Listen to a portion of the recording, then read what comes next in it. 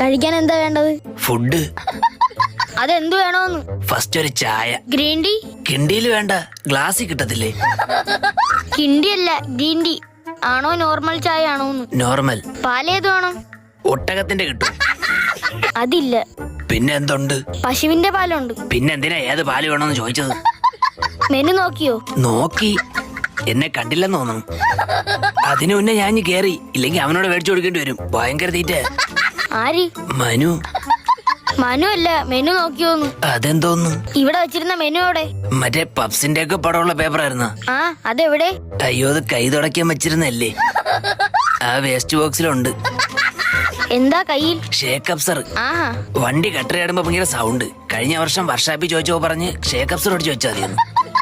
അത് മേടിച്ച് കയ്യിൽ വെച്ചേക്കാനല്ലേ പറഞ്ഞത്? വണ്ടിയിൽ ഫിറ്റ് ചെയ്യണം. അത് പറഞ്ഞില്ലടേ.